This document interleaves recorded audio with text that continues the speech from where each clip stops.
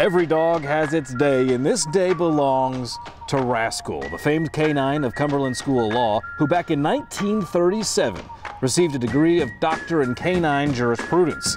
And during Law Week, Rascal is remembered, inviting a lot of his four-legged friends and two-legged to march in his honor. And while the law folks dined on hot dogs for Rascal Day, there were other options like Happy City Soups. Abigail Smith, an entrepreneurship student, sells this soup as a part of a class project. Basically, the premise of it is to source as locally as possible, to buy ingredients from local farms and businesses, and then be able to provide that healthy, fresh product to my customers. And then also, I'm donating a percentage of my profits to First Light Women's Shelter, which is a homeless shelter for women downtown. And hey, with temperatures creeping up, more students are on the quad, so Abigail might need to switch from soup to lemonade. Spring is here. And welcome back to Samford University, everybody. Brad Radice here with you for the Samford Chronicle. We're going to lead off with the big news about our new College of Health Sciences. And as President Andrew Westmoreland says, this college fits right in with Samford's commitment to preparing students for meaningful lives of service to God and humankind. Dr. Nena Sanders, Dean of the Ida V. Moffitt School of Nursing, talks about the importance of this new college.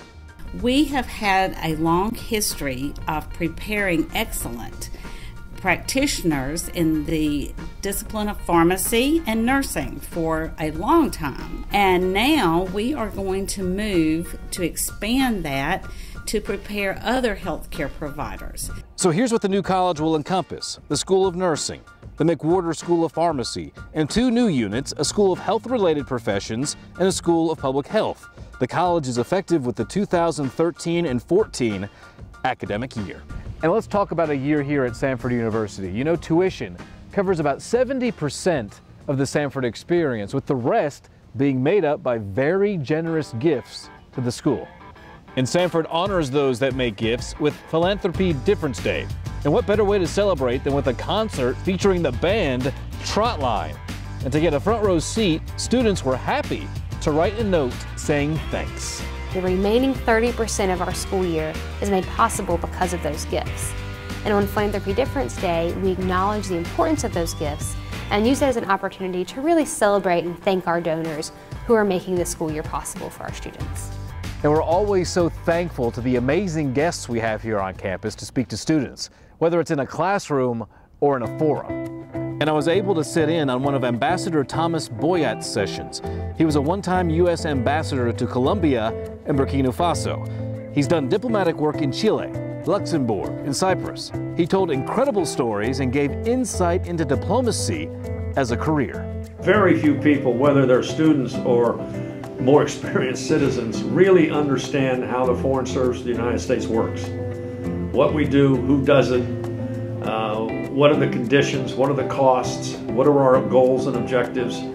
And for me, it's worth a lot just to bring that kind of knowledge, not only to the students, but hopefully to their parents and the wider community. The Beeson Divinity School's William E. Conger Lecture had inspiring words from Pastor Mark Jeske from St. Marcus Lutheran Church in Milwaukee, Wisconsin. And his advice on biblical preaching is a simple one. People would rather hear stories than a long, drawn-out sermon. Saying, talk, but don't preach. And with all the challenges in our world, David Matthews, president and CEO of the Kettering Foundation, tells students, prove yourself to somebody, gain and give trust to others. Together, their generation will solve these challenges. And outside of honoring our buddy Rascal here, the Cumberland School of Law held two big events. One centered on civil rights here in the United States, the other a hot topic around the country, healthcare.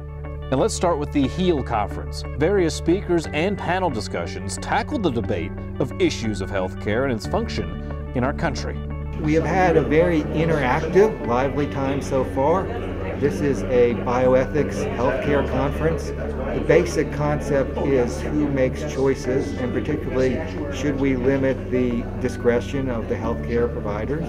And the Black Law Students Association presented the 19th annual Thurgood Marshall Symposium. Cumberland welcomed Tanya Hernandez as their keynote speaker, a professor of law from Fordham University.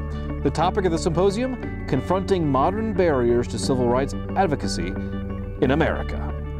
So it's March and the madness is underway in college basketball. And while our teams didn't make the big dance, both our men's and women's teams did have successful seasons. New men's basketball coach Bennie Seltzer had the Bulldogs in the thick of things in the Southern Conference, finishing way higher than their preseason pick. And next year looks even brighter. Those guys are young. We finished 5th in the league where we were picked 12th. And, you know, that's a positive. That's a positive. Again, we got our whole team back. And so we're going to add some good pieces, good young guys to that.